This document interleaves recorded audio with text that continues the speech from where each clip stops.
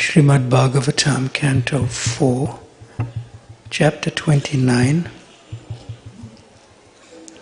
entitled Talks Between Narada and King Prachinabahi.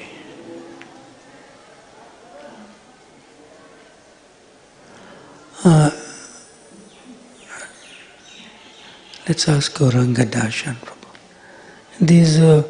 These words, karmani, we join them? We join it to the next word, right? That's how you pronounce it. Am I correct? Thank you. Text 78 again, Canto 4, Chapter 29 of Srimad Bhagavatam, talks between Narada and King Prachinabahi. Text 78. Yadakshais charitan dhyayan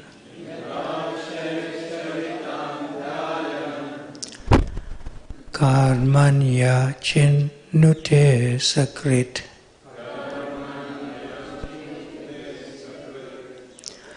sati karmanya vidyayam bandha karman yanat manaha. Go ahead.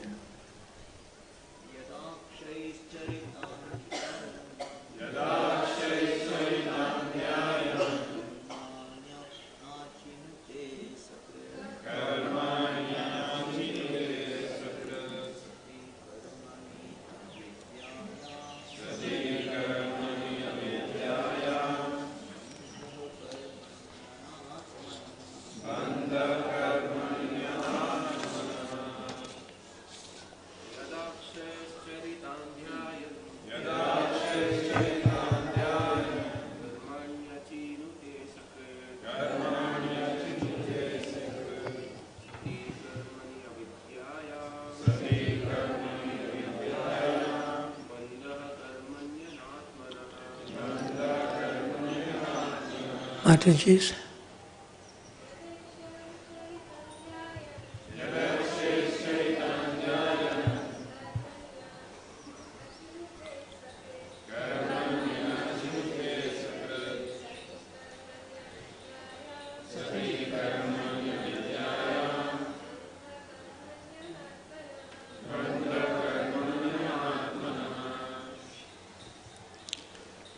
Someone else?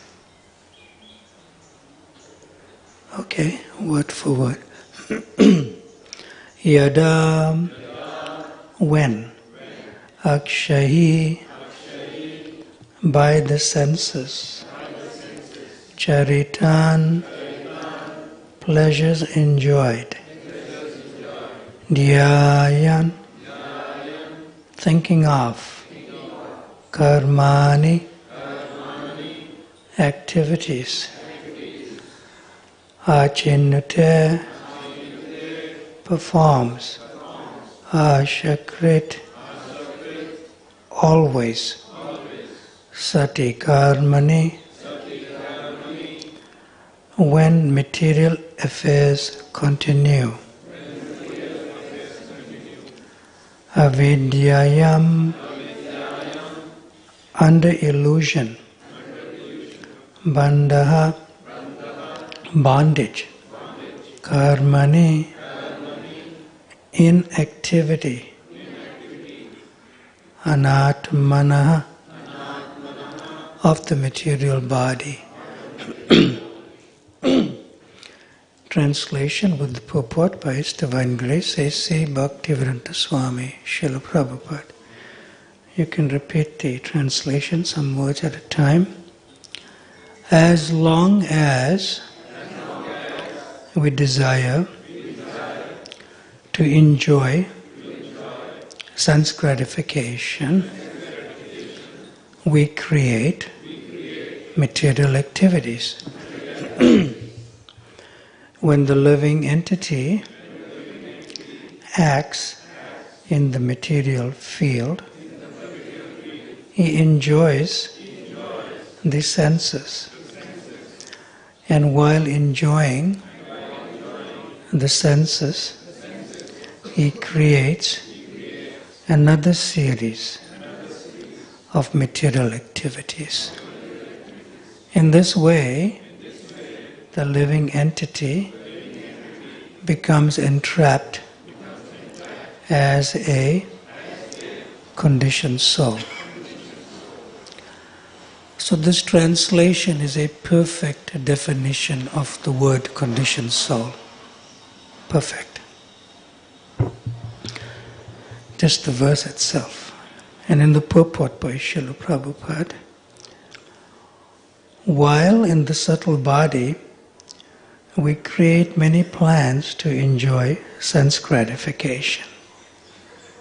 These plans are recorded in the spool of one's mind as bija, the root of fruit of activities.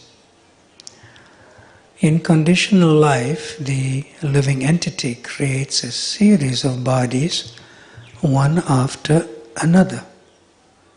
And this is called karma bandhana, as explained in Bhagavad Gita, chapter 3, text 9. Yagatat karma nonyatra lokoyam karma bandhana. If we act only for the satisfaction of Vishnu, there is no bondage due to material activity. But if we act otherwise, we become entrapped by one material activity after another. Under these circumstances, it is supposed that by thinking, feeling, and willing, we are creating a series of future material bodies. In the words of Bhaktivinoda Thakur, Anadi karama phale padi bhavarnava jale. The living entity falls into the ocean of karma bandhana as a result of past material activities. Instead of plunging oneself into the ocean of material activity, one should accept material activity only to maintain body and soul together. The rest of one's time should be devoted to engaging in the transcendental service, loving service of the Lord. In this way one can attain relief from the reactions of material activity.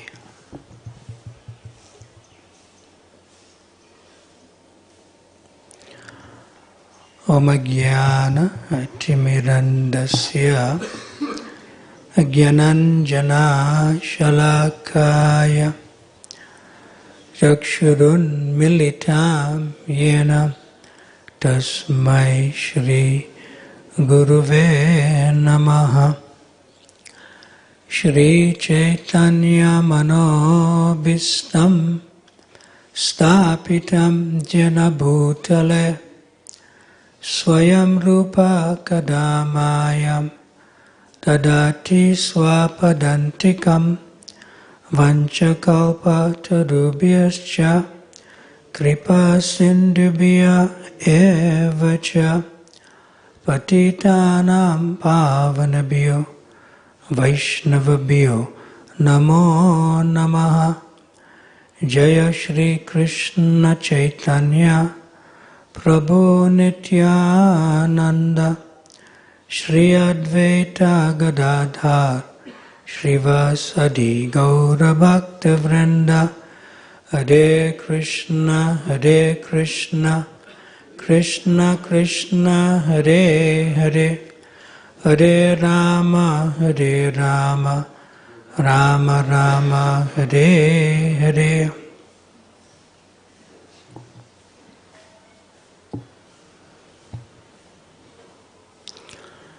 So during one very hot summer in New York as early as 1967,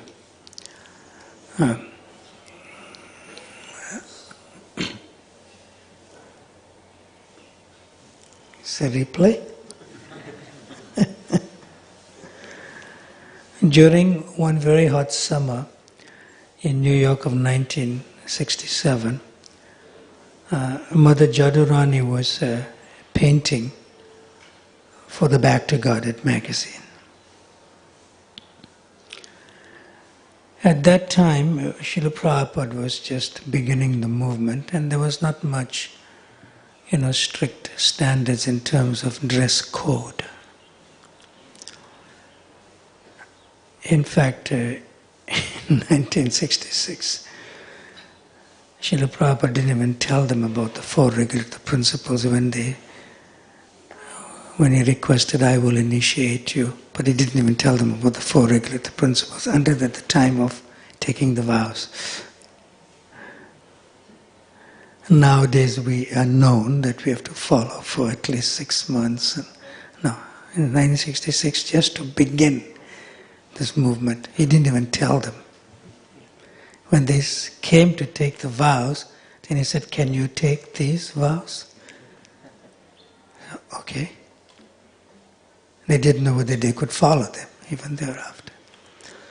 So similarly, just like practically months later in the New York summer, which is another year later probably, 67, Jadurani was painting in a very simplistic way for the Back to Godhead magazine.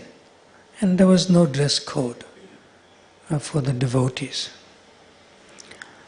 So she wore what is called a modern Western summer clothes, which means you wear the least clothes on your body. It's like the way she described it was like a very short t-shirt, and you can see the mid portion of the waist, and a very short shorts, like that. So one of her godbrothers, I won't mention his name, he criticized her. How can you wear this? Srila Prabhupada is just in the next room. You cannot dress like this. Yeah. So she was a little bit upset with this godbrother.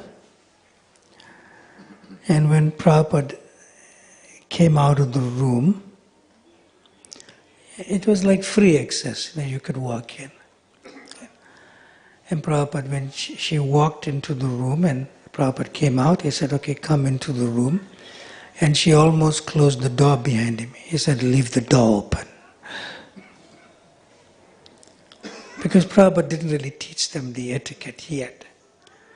Because a sannyasi cannot be alone with the woman, what to speak of his granddaughter. She's fit to be his granddaughter. He said, leave the door open.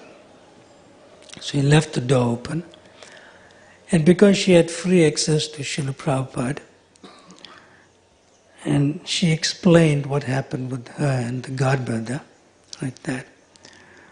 But obviously when she came to see Srila Prabhupada, she was dressed in some yellowish bed sheets. They didn't have saris at that time. Just simple polyester or something. Yeah. So she approached Srila Prabhupada and she explained how the godbrother was criticizing her for a dress. And then Prabhupada asked her, explain how you were dressed. And then she put the head down. She said, I cannot explain. It's quite embarrassing. You can imagine that when Srila Prabhupada asked her the question in an innocent way, she already realized that that was not proper dress, properly presenting herself.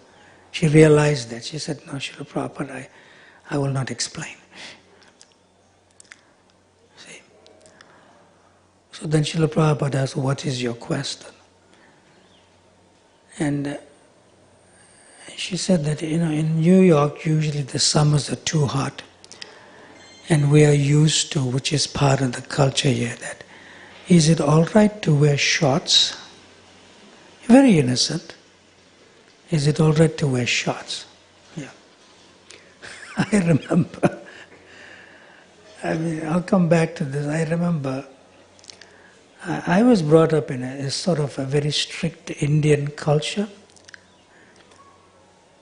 It's like a remnants of the Vedic culture in South Africa, because we were in the apartheid days, racial discrimination, and the Indians were put in a sort of a settlement in a particular area, and you're not allowed to mix with the African people or the English people or the Afrikaner people.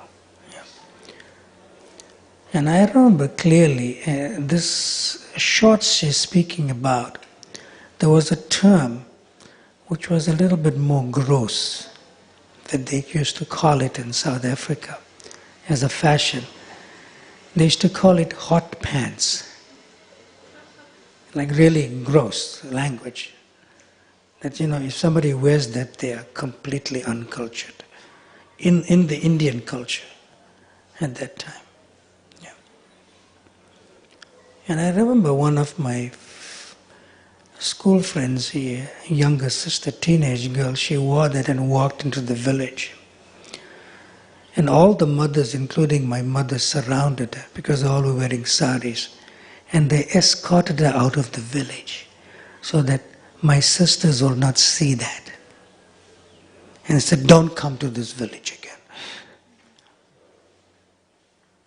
Like that. Very, like sort of strict. Not strict in the sense, but it's like unknown.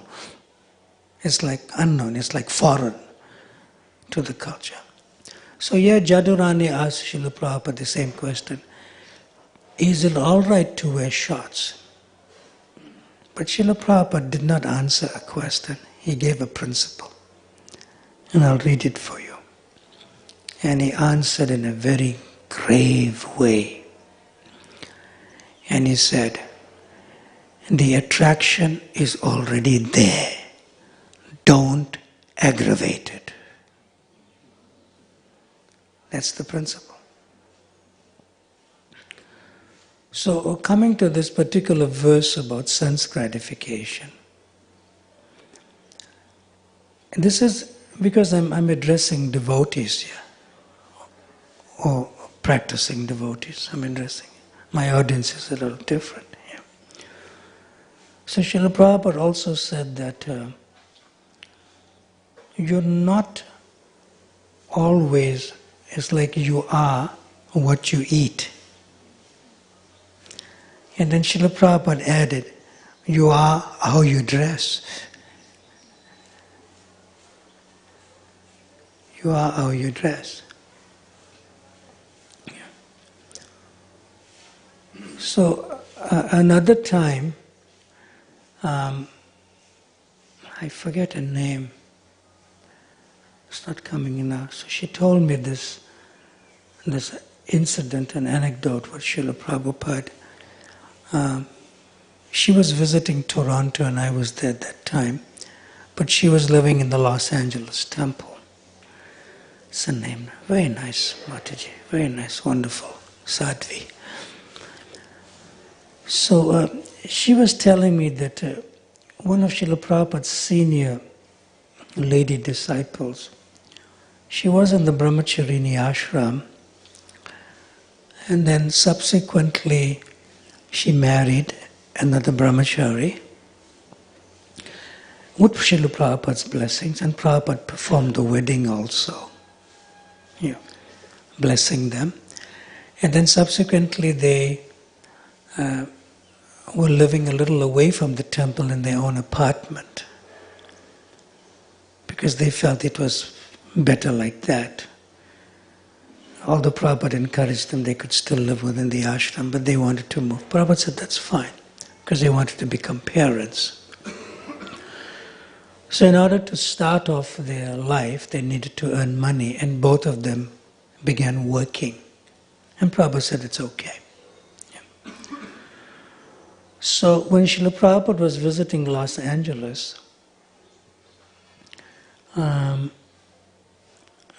the wife came to the morning program, and Prabhupada is very wide-eyed.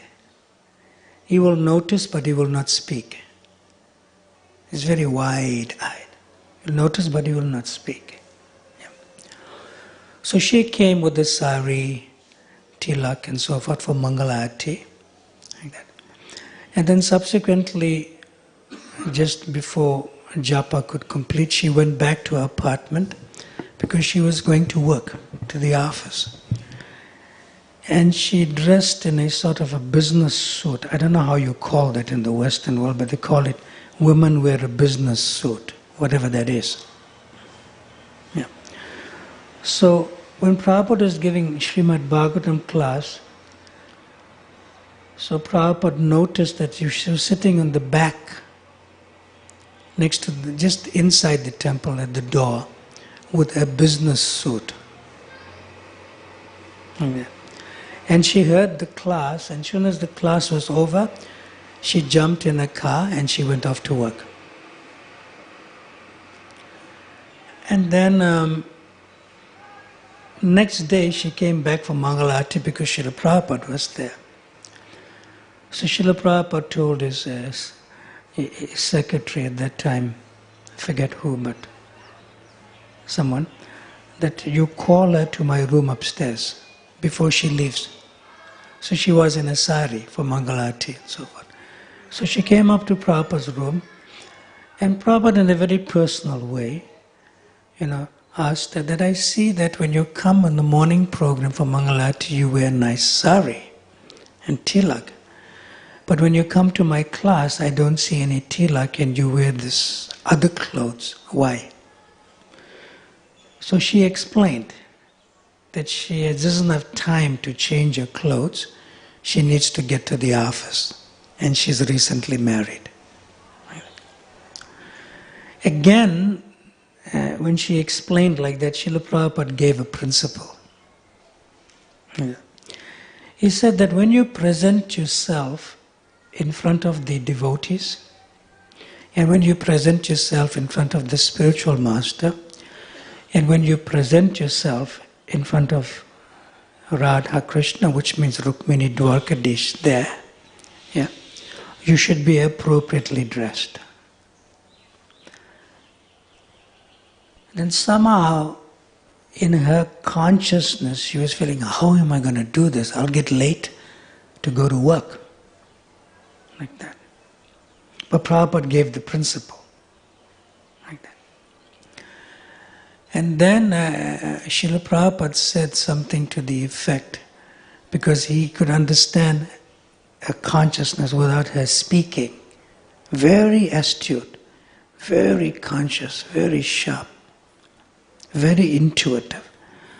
And Prabhupada says, and the potency to follow the instruction of the spiritual master is in the instruction. Very nice. Then she understood, but how am I going to do this? How am I going to do this? Like that. So she was quite bewildered.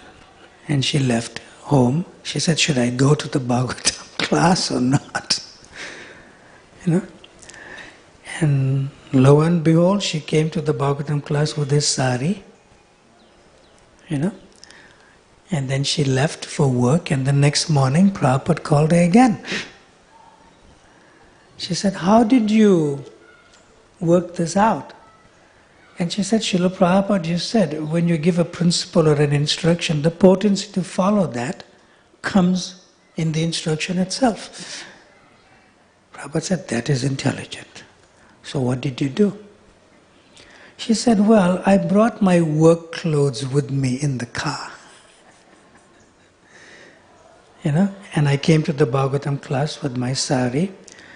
And some devotees lived nearby who are my friends. So when I left the temple, I quickly changed and I went to work.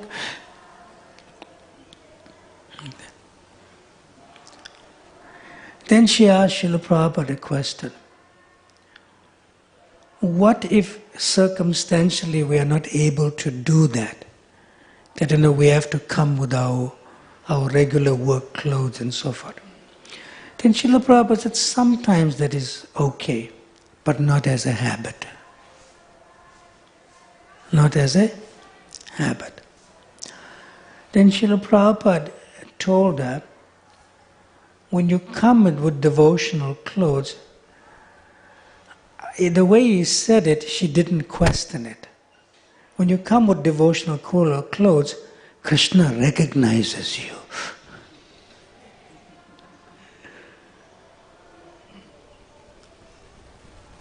Now obviously Krishna is all-knowing. He knows you also if you don't have your devotional clothes. But the way he said it, when you come with devotional clothes, Krishna recognizes you. Like that. And she accepted it. Like that. She accepted it. Yeah. So this kind of helps. This kind of helps. I remember my own example. I used to visit China at one time in my brahmachari days, maybe 20-25 years ago. And just to enter Hong Kong and go to Guangzhou, which is the nearest big city in China, in mainland China, to enter you have to wear regular clothes, pants, shirt. Otherwise you cannot enter. Okay.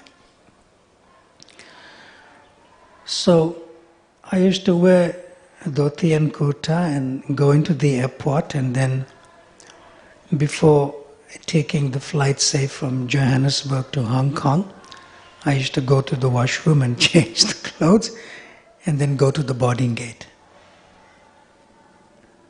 While you're inside. Yeah. Then I could enter because I cannot change there quickly because of immigration and so forth. They'll catch you.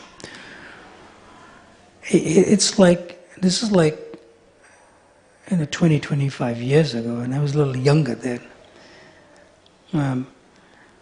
I could understand just me changing from my dhoti and kurta into the regular clothes. We wouldn't call it karmi clothes, it's not like that. Like that, regular clothes. Yeah. My whole disposition changed. For me, personally. Like that. See? And when I walked into the airplane, because I have to take out my neck beads also or take it out and put it in one strand and it's inside or something. You can't see them. And I walked into the airplane and I'm the same like all these people. And I'm thinking they don't recognize me as whatever it's worth, being a devotee. It actually changes your consciousness immediately. And I felt it. Then in the airplane, somehow I take out my bead bag and I just try to chant more rounds, just to feel, look, internally I should feel connected. At least I'm a struggling sadhaka or something. Like that. It actually felt like that all the time. Felt like that all the time. And you just wait, to see devotees when you enter Hong Kong and get into your devotional clothes again. It actually has a big effect on my own consciousness. So that, I sort of thought of discussing that a little bit today, of how Krishna consciousness and sense gratification in that way.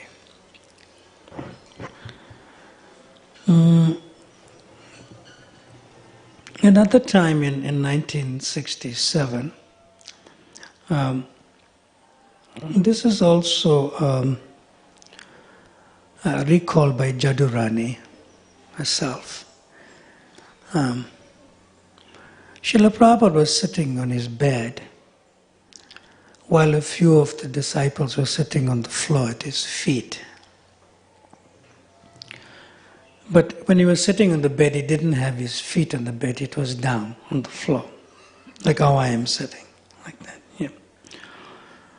So on the wall above him,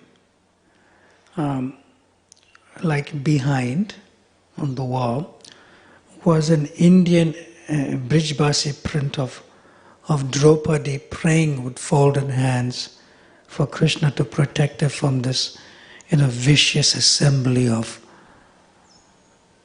Duryodhana and Dushashan trying to disrobe her. Like that. You'll see that famously. Yeah. And then Srila Prabhupada pointed to the picture and he said, by nature, a woman is ashamed to be seen undressed. He pointed to Draupadi. And then Srila Prabhupada said that she should be so covered that even the sun cannot see her. Surya gets a little lusty sometimes. Demigod. Not that Surya Narayan who takes the place of Surya who is not available to fill that post. That's a little different. Yeah. And then Srila Prabhupada said, well, anyway, who can hide themselves from the sun? Nobody can really do that. Yeah.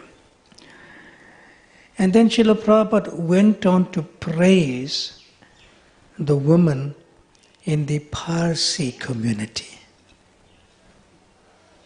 This is in New York in 1967 to his fledgling Western-bodied disciples. Yeah. He went on to praise the Parsi community who were so covered that only their eyes showed.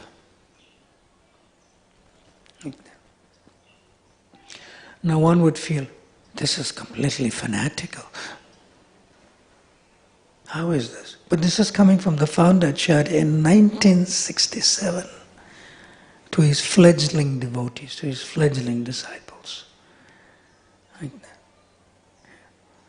And in India, you know who the Parsi community is. So later on, some disciples ask, who is this Parsi community? Like that. Yeah. So I happened to visit such a family, a devotee family, who initiated, like that. So I was invited for prasad, and they live near Jaipur, just before Jaipur, when you enter Jaipur in Rajasthan, like that. And it's like a stop before we enter Jaipur.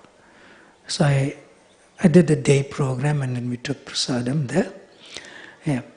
So I just asked, in a very innocent way, I asked our host, I forget his name, I said, where's your family members?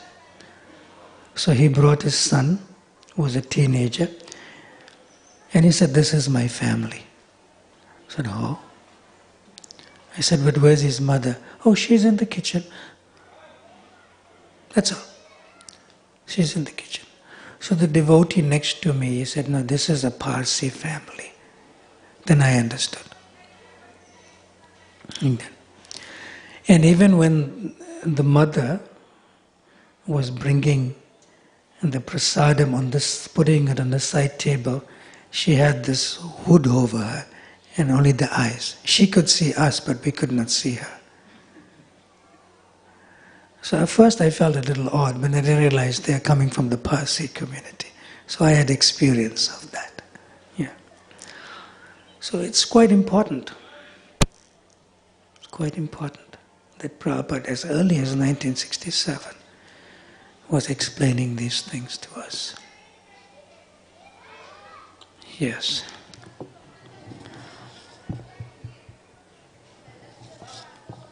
You have any comments or questions you'd like to ask? Anything even in general, not necessarily what I just spoke about with two anecdotes from Srila Prabhupada in relation to Mother Jadurani. Anyone? Because we don't want to finish late. We have about 10 minutes. You finish at 9, right? Yeah. Anyone?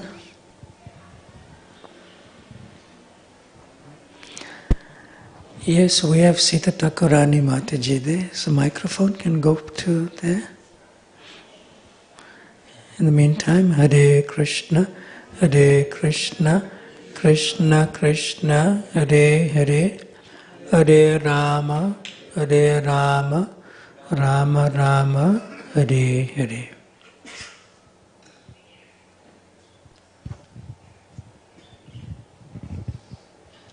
Yes. Hare Krishna Maharaj.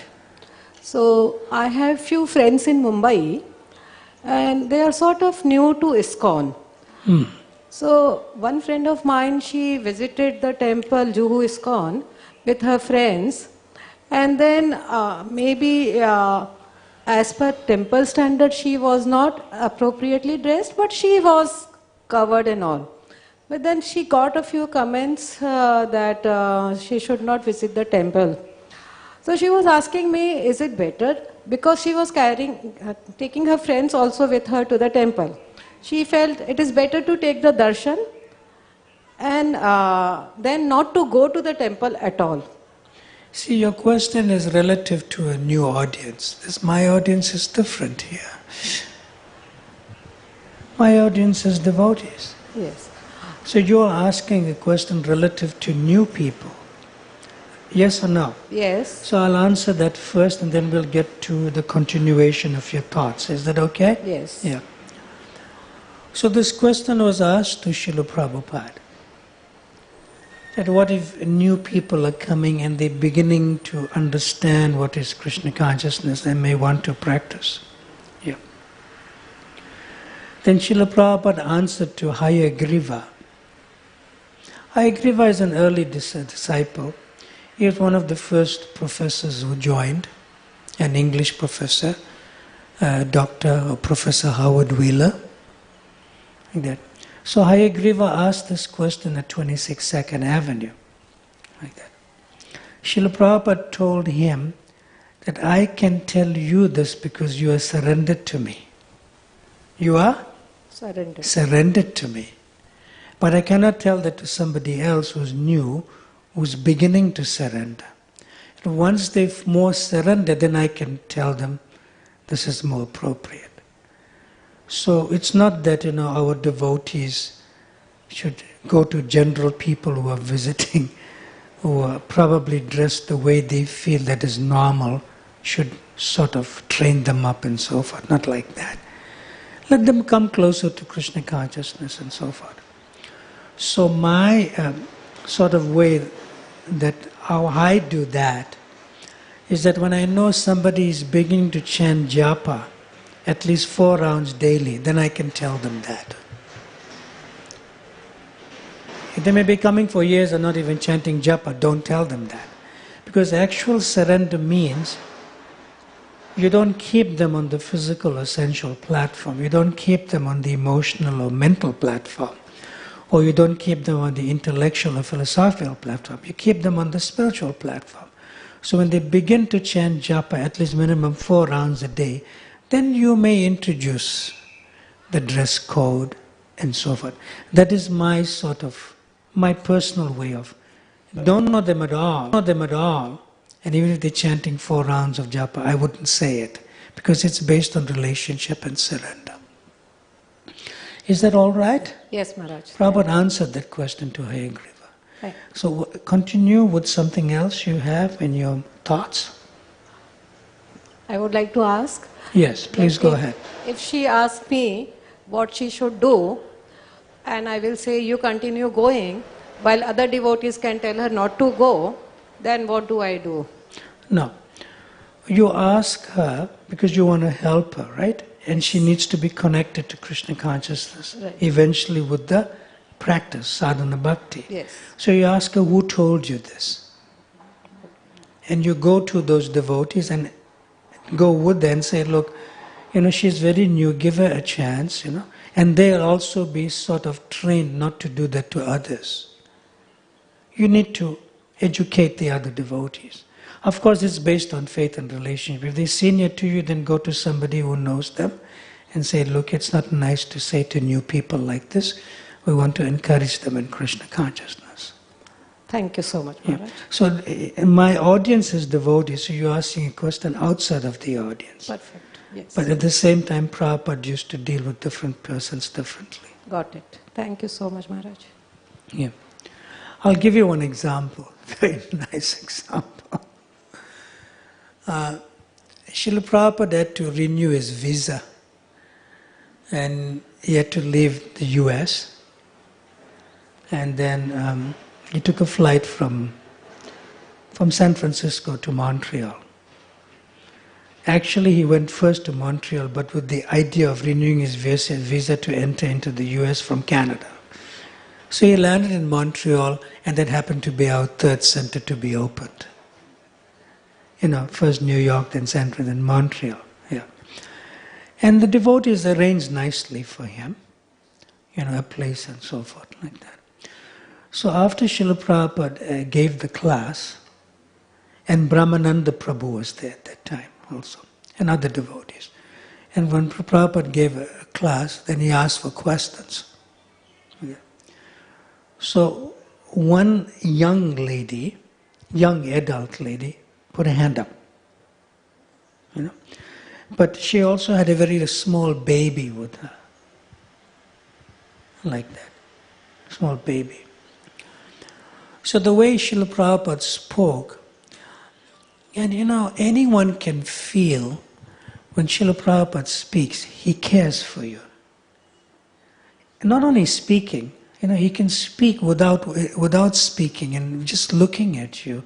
He has so deep compassion. You can see it in his eyes. And so she felt that. She felt that. So immediately she asked Srila Prabhupada a very simple question like that. She said, Srila Prabhupada, she didn't say Srila Prabhupada, she didn't say Swamiji, I'm just saying it, but she said, can you marry me?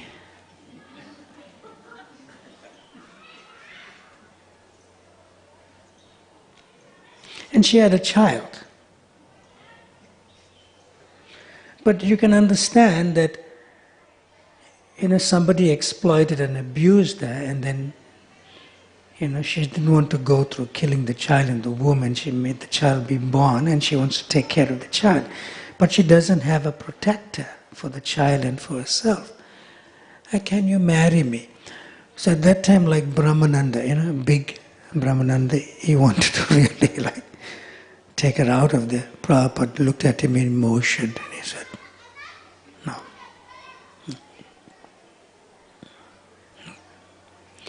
And then Srila Prabhupada replied to her, I cannot marry anyone because I'm a sannyasi. So he started explaining what a sannyasi is. Yeah. And then Srila Prabhupada said, but I can accept you as my daughter and I can protect you.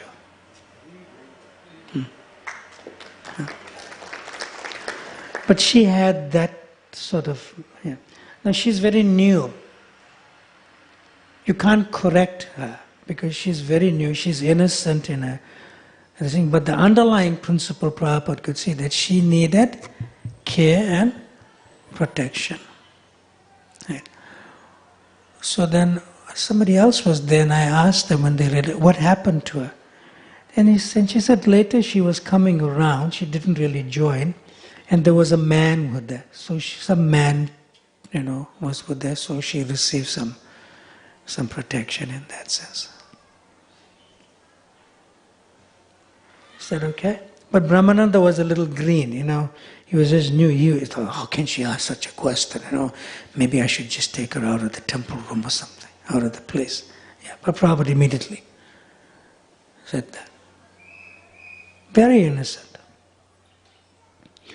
Usually women, children, old people, the lame, the sick, the handicapped, they're all innocent. They should be protected. Is that okay? Yeah. I believe we could... Can we ask? I don't know, the administration of the temple. He has a question, he's burning to... Can we take this? Is that okay? What's your name? Vanamali Pandit Das. Oh, you're a Pandit. Then why are you asking a question? That's only my name. Vanamali, I think you're going to test me, right? And what's your son? Yeah, it's Gopal. Gopal Das. Nice. Thank you. Name. I'll tell you something about Gopal Prabhu. Prabhupada has one. Prabhupada named the disciple Gopal Prabhu. He lives in Vrindavan now. He's very elderly. You'll meet him there. Yeah. So, maybe I'll conclude with that Gopal name in relation to Prabhupada. But you ask your question first. Okay. Maharaj, thank you for the class and bringing out very wonderful topic to churn. Can you hold the microphone closer as if you're eating it? Okay, fine. Thank you. So Maharaj, I want to ask you that whatever we have discussed, how this would be applied for the Western audience in the Western countries. And Prabhupada was in the Western world. No, yes, it's true. But this now is in New York. Correct. 1967. Maharaj, but if you see nowadays, it's very hard to get any Western people to our temple. That's not true. So in this case, if you live in the West? Yes, Maharaj. Where? I live in Boston. Okay. Okay. And since it's very difficult, for them to get to the temple, and if you try to tell them like all our principles, so are we not going to scare them away? Why are you going to tell them the principles? Why do you need to do that? As you said that this is our. You don't need to tell them that. You just tell them chant Hare Krishna. That will automatically do the magic. Do not be in Krishna's way.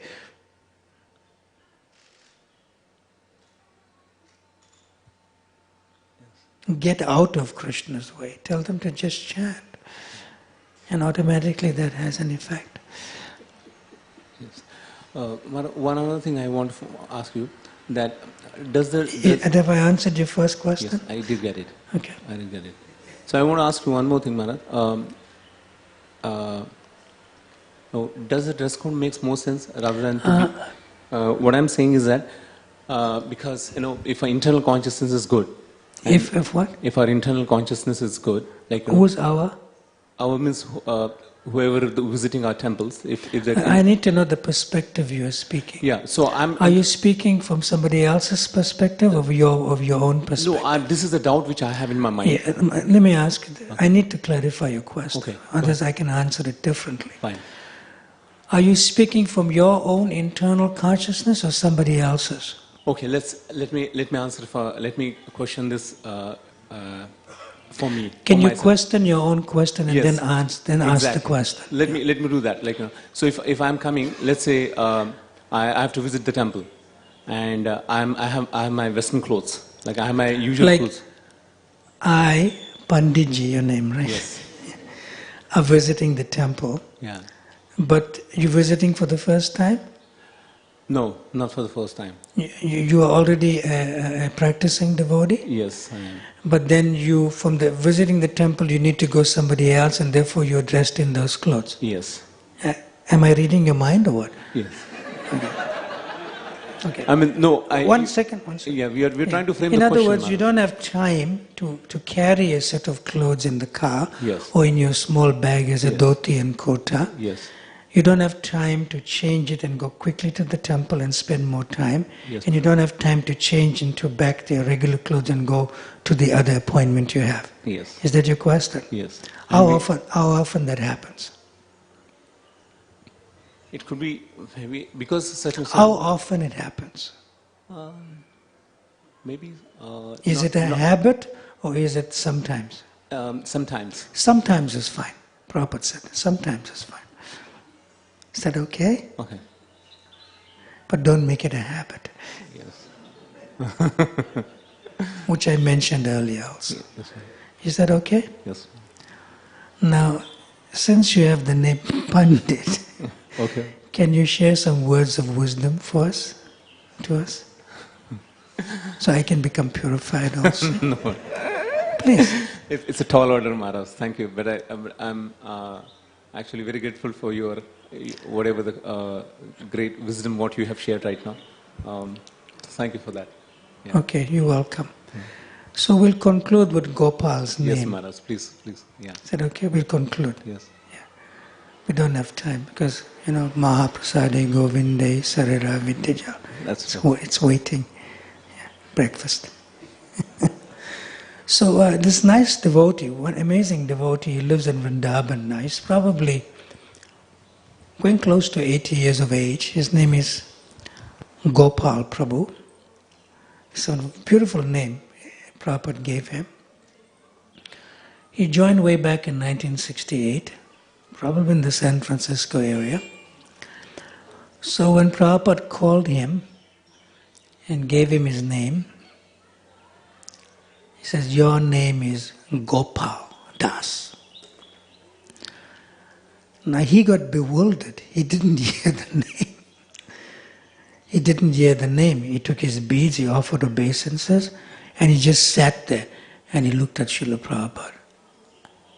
Prabhupada says, "You can go." So he asked Prabhupada, "What is my name?" Yeah? And Prabhupada literally, not like loudly, but not screaming or shouting, but it's like it's like he reinitiated him into his ear. And he said, "Your name is Gopal. You got it?" And then he responded to Prabhupada, "Yes, Prabhupada, Gopal. Yes, Gopal Das." Nice. He got that special mercy from Prabhupada.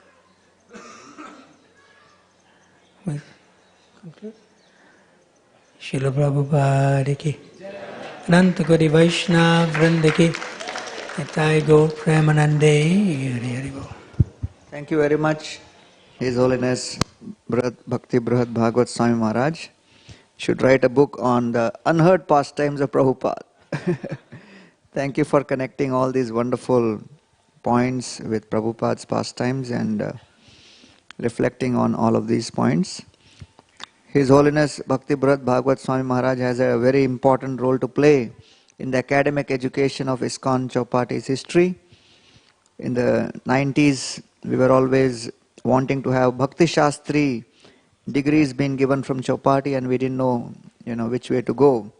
In 2003, when I met Maharaj in Vrindavan, that is a time where he gave the whole roadmap of how we should create the Bhakti Shastri education within Chowpatty. And he came to Chowpatty, and first thing he did was he certified me. I went to IIT for like one of the bases for 2 weeks to study Bhakti Shastri and then wrote the exam. So once I got Bhakti Shastri, then he told me, "You are now authorized to certify others." So we had 8 or 9 of our other brahmacharis, and we had just acquired Govardhan Ecovillage, this farm, first 25 acres till the well, till the Vrindavan forest part. So those 8 or 9 devotees came and stayed here, and right now this mango tree, you see there was a kitchen here, and that's where they all stayed. And what I had done was I had given the question paper and answer sheet in a sealed copy and said, after 1 week of study, you just open and write and give. And Radhakund Prabhu was supposed to be the exam coordinator. So I had faith that, everybody will behave. So Radhakund Prabhu was also cooking for all of them, as they would go under different trees in this portion and sit and study for 7 or 8 days. On the 8th day, they all wrote the exam. And that's how the first batch of 9, teachers of Bhakti Shastri at Chowpatty started. And then the base started just after that. And all of that began thanks to the guidance and support of Maharaj. So we are very grateful that since then, almost we have certified more than 1,000 devotees in Bhakti Shastri. So thank you, Maharaj, for your kind support. And,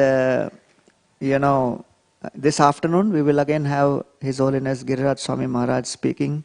From 4:30 we'll have Kirtans from 3:30, and then from 4:30 onwards we'll have His Holiness Giriraj Swami Maharaj's Katha.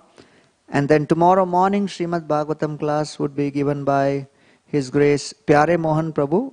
It's a Prabhupada disciple who has come from Boston, Connecticut. And he works very closely with His Holiness Niranjan Swami Maharaj.